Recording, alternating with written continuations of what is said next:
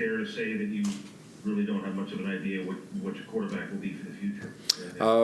There's still development that we think still taking place with both Mike and Zach. Again, these are things that I'll leave up to Joe, and again, some things that we got to look at in the offseason. But every position is always under evaluation, guys.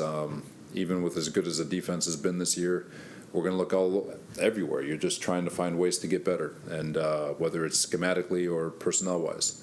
And but with the quarterback position, no different than receivers, O-line, tight end, running back.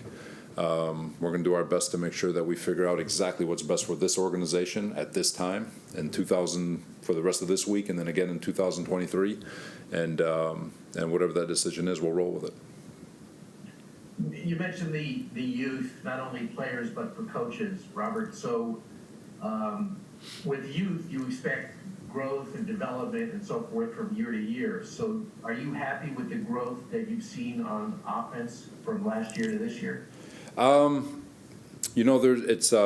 depends on how you look at it, right? If you're looking at just results, you'd say, well, it's not good enough. We've scored 4 touchdowns in the last 5 games. We haven't been able to consistently put together drives. We haven't. So for sure, if you're looking results oriented, but if you're looking at the individuals and the conviction and the beliefs and the growth that's happening, and the experiences that are being had through adversity, you would say, hell yeah, we're growing. Hell yeah, the coaches are growing. Heck yeah, these young players are growing, because adversity, while is not visible to the outside world, adversity is how you grow, especially if you attack it in the right mindset.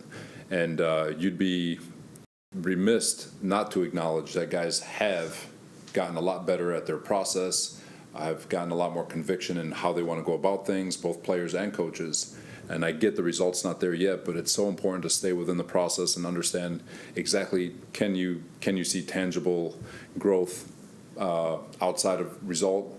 Yeah, I can say we can. Now, is it enough? I don't know. That's where we go back to self-scout and, again, just try to tell the truth and just be honest with ourselves. Is it growth everywhere, or are we just lying to ourselves? And that's, like I said, those are all things that we've got to figure out in this offseason. Robert, does the way the season ended, is it more frustrating because, a month ago you guys thought you were a playoff team, you thought you were a Super Bowl contender. There's been years where you didn't make the playoffs and those things weren't really serious goals. This year it seemed like it was. Yeah, it's frustrating because we got a taste of it. We're sitting there at 7-4, we battled with a Minnesota team that's going to the playoffs. We all the way to the wire. We battled with the number 1 seed in Buffalo. Went down to the wire. Battled with Detroit, who's playing a play-in game this weekend. We took that one down to the wire.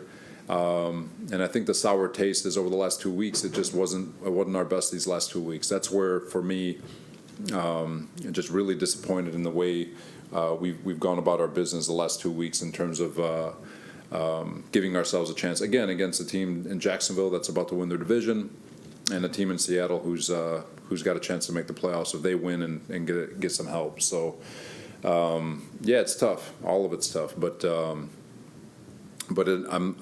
you guys know me. I'm going to look at all the good things we've done too, and all the things in the foundation that's been laid, and how far we've come from the day Joe and I locked arms and walked in 2 years ago, and where we are now in the direction that we are going. There's a lot of things to be excited about, but with that said, it's a tough pill to swallow, because I think we're all pretty excited at 7-4, really looking forward to what could be. Unfortunately, it didn't happen. Robert, do you still have full confidence in LaFleur? Yeah, I've been in LaFleur's shoes. I've told you guys a story in 2018. Second year as a coordinator on defense, and it would have been very easy for Kyle to fire me. Very easy, just say, you know what, we went 4-12. You're the scapegoat. Get the heck out of the building.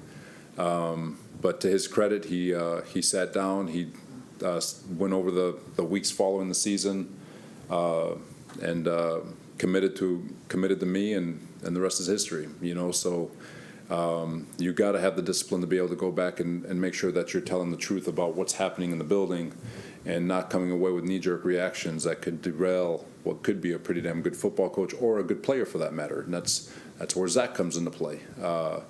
not to sit down and just make sure that we are doing everything we can and studying everything we can to make sure that we keep these young people who we've invested 2 years in, make sure that we're keeping them on the track of development and making sure that we're staying committed to the process that we set out to commit to back 2 years ago. We'll take a few more, Coach, a few more. Do you feel at this point right now that you have seen and know enough about Zach moving forward, or is that still a process right now? And is it an unknown as you go into the season? That's the thing, is like you look at guys like and just go around the league. You look, we'll use our crosstown partners in the Giants, and congratulations to them. But Daniel Jones goes, this is year 4 for him, and he's having a remarkable year and flashing all the things that made him a top 5 pick. It takes time. It takes time to get these guys in the direct, for them to see the amount of reps they need. And so, could you argue that you haven't seen enough? It's not about whether or not you've seen enough. It's about having faith in that the person you evaluated, the person you spoke to, the person that you've invested in has the ability to get to where you think he's capable of getting. And so the easy answer is, well, just get rid of him, go get somebody new. The hard part is to stay true to your conviction and continue to develop a young man who you know can be capable of doing anything. But again, that comes with time. Just as a quick follow to that, where do you stand with that though now? I mean, is it still a little bit in the gray area, in terms of your belief, or do you still have a conviction and belief that this is the guy you thought he was going to be? Well, we've seen it, his rookie, you talk about his rookie year, you've seen this flashes, you've seen spurts. So his rookie year had a lot of confidence in the preseason. I think we all agree, we looked at him in his preseason action and was like, man, it's very composed, confident young man, walked around confident, showed a lot of accuracy. His season got derailed a little bit with an injury. Same thing this year. He misses pretty much all of training camp and or most of training camp, and then the first 4 weeks of the season. So I do have conviction. I do believe in people, especially if people work, and especially when it's as important to people as football, and they work as hard as a guy like Zach does. There's so many more examples in the league where if you love ball and you're really willing to work at it relentlessly, then odds are you're going to make it. And I think if any franchise would recognize that there's so many former Jets out in the NFL that are having a lot of success right now. If there's any franchise that should recognize that, hey, maybe we should give these young men a little bit of time, it'd be this organization. Robert, do you have updates on Herbig, Joyner, and any other injuries that came out of the game? Yeah, Herbie. Herbie's hopefully we can get Herbie going this week. We'll have more Wednesday. Joyner, I believe he's gonna be done for the year. Give me the other ones. I'm sorry. Any other injuries? No, everything else. Dwayne, I know CJ had the shoulder. He feels confident for Sunday, but I'll have a lot more detail on Wednesday. And then with the playoffs no longer in play, does that change your personnel usage at all this week? You say, hey, you know what, I want to get a look at Jamie and Sherwood, or I want to get a look at somebody who maybe hasn't had a lot of playing time, or is it status quo? No, we'll get TA. I thought he did a lot of good things. Adams, he did a really good job stepping in for Joyner. Going to get a really good look at him because I think he's got a bright future for us. CJ's had a remarkable year, and he's earned the right to finish this the way he wants to. So if he wants to play, he's going to play. And especially for the defense has a lot to look forward to. Like it's top 5 defense coming from where it was a year ago. I think it's got an opportunity to go finish the season strong, and the offense has a chance to go finish strong. But naturally, with all the injuries we've had on offense, there's a lot of guys getting looks this time of year. But yeah, we're trying to win this one. Robert, Last one here. One bigger picture kind of question. You won 6 games in the previous 2 years. You won more than that in just this year. And probably Jet fans at the beginning of the year would have signed up for 7 wins and playoff contention into the new year, so to speak.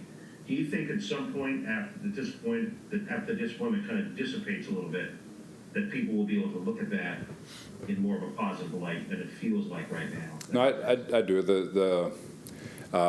It stings. It stings in this building. A lot of guys are hurting. A lot of players are hurting. But I think when the sting wears off and we reflect on this season and over the last 2 seasons and you look at the guys that have come to light in terms of the Garrett Wilsons, Brees Hall when we get him back, AVT will get him back, Sauce, and then the defense and all of the big step forward that the defense took. And I'm forgetting guys, I'm sure, but when you look at the core of this team, a lot of really cool things to be excited about. And it hurts now, and everything's cloudy for everybody, which I understand. But when the season's over and we can sit down and take a deep breath and we reflect, that I think there's a lot to be excited about with this organization.